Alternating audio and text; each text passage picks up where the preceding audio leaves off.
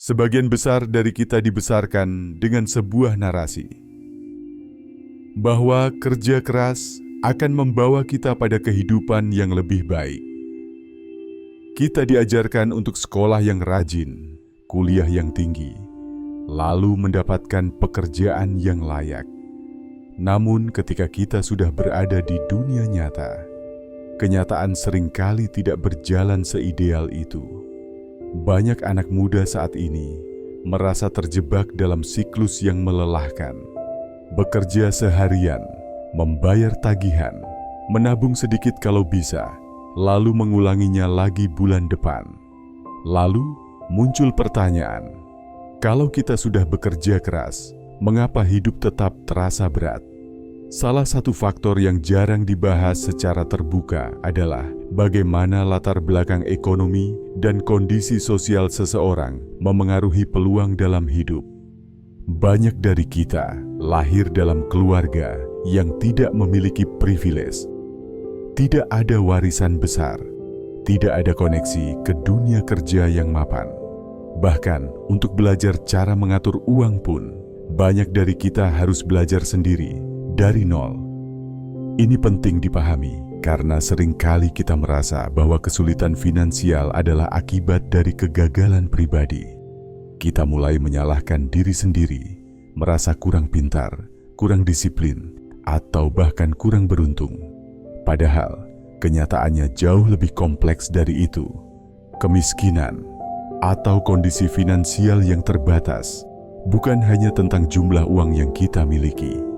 Ia adalah kondisi struktural yang melibatkan akses terhadap pendidikan, informasi, jaringan sosial, dan bahkan kesehatan mental.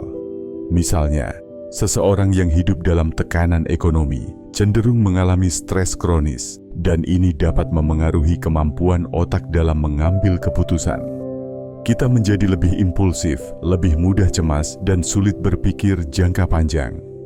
Jadi ketika seseorang yang hidup dalam kekurangan tampak salah langkah, kita perlu mengerti bahwa seringkali kondisi itu tidak terjadi dalam ruang hampa. Ada faktor-faktor sistemik yang membentuknya. Namun, meskipun kemiskinan bukan salah kita, bukan berarti tidak ada tanggung jawab pribadi. Ini bagian yang sulit, tapi perlu disampaikan secara jujur.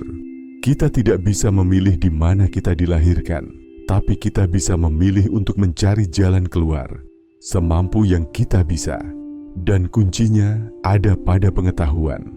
Banyak dari kita tidak pernah benar-benar diajarkan bagaimana mengatur uang, bagaimana menabung, bagaimana investasi bekerja, atau bahkan bagaimana cara berpikir secara finansial. Pengetahuan seperti ini seringkali terdengar mewah atau hanya untuk orang-orang yang sudah mapan. Padahal, justru kita yang paling membutuhkan informasi semacam itu. Proses belajar ini tentu tidak instan. Ia membutuhkan waktu, kesabaran, dan kesadaran diri. Dan yang paling penting, ia tidak bisa dimulai kalau kita masih terus menyalahkan diri sendiri. Maka langkah pertama adalah menerima bahwa kondisi saat ini adalah gabungan dari banyak faktor. Bukan hanya karena kita malas, dan bukan karena kita bodoh. Setelah itu, baru kita bisa mulai menyusun langkah kecil, membaca buku finansial yang mudah dimengerti, mencatat pengeluaran, mencoba membedakan antara kebutuhan dan keinginan. Hal-hal kecil seperti itu mungkin terlihat sepele, tapi dalam jangka panjang bisa sangat berdampak.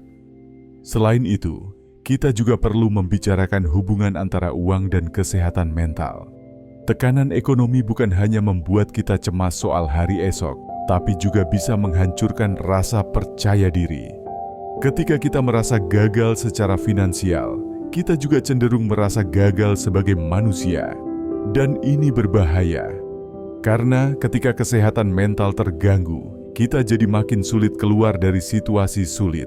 Maka penting untuk punya kesadaran bahwa menjaga kesehatan mental juga bagian dari strategi bertahan hidup. Mungkin itu berarti membatasi konsumsi media sosial yang seringkali hanya menampilkan standar hidup yang tidak realistis. Atau mungkin juga berarti berani bilang bahwa kita sedang butuh bantuan dan tidak semua beban harus ditanggung sendiri. Sebagai penutup, saya ingin tekankan satu hal penting. Kita boleh lahir dalam kondisi yang sulit, tapi jangan mati dalam ketidaktahuan.